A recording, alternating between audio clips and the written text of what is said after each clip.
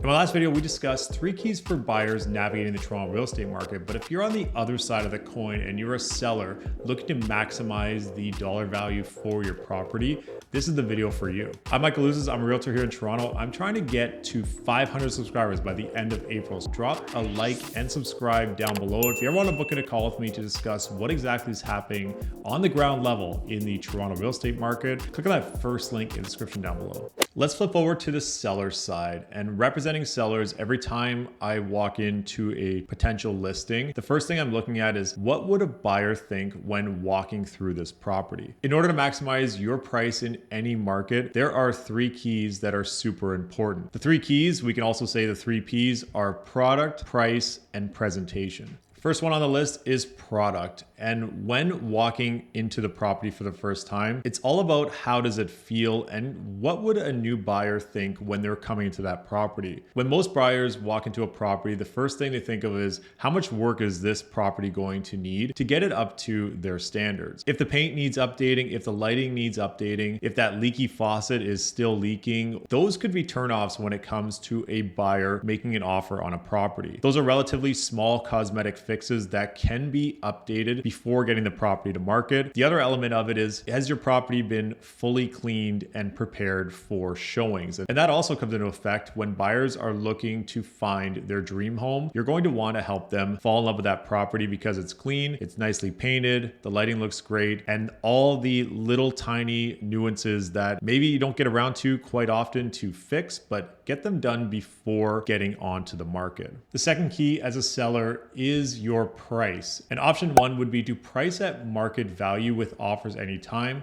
Option number 2, you could set an offer date where there's a set date that buyers would come and present their offers and you could review them at a set date and time. And option number 3, which is new as of December 1st, 2023, is to have an open offer situation. In the open offer situation, as a seller, you get to choose what elements of the offer you'd like to reveal to potential buyers looking to make an offer on your property. 2 examples for that would be either price or closing date. On the open offer front, we haven't seen it happen too often as of yet across the board, but as we get more and more data, it'll remain to be seen how that plays out moving forward. The third key for sellers, and arguably the most important, is presentation. How does your property look to potential buyers taking a look for the first time at your property? Now, what if I told you over 99% of buyers start their search online? So those first 2-3 photos that they are going to see when your property comes up in the search are extremely crucial. If you haven't captured their attention right away to continue scrolling through the photos, they may turn the page on your property and move on to the next. As mentioned on the buyer side, in hot markets, that doesn't typically happen because you may be the only property on the market in a certain pocket. But in a market that has more properties on the market, you're going to have to stand out when it comes to your presentation. Staging in general gets more money for your property because it helps buyers to envision where they can put their furniture and how the space looks in person. Here's a before photo of one of my listings before staging and getting it onto the market. And here's a photo of how it looked once we had it staged, professionally photographed, and ready for the market. This brings us to our next point when it comes to presentation, and that is epic magazine quality photos. I have zero tolerance when it comes to photos. I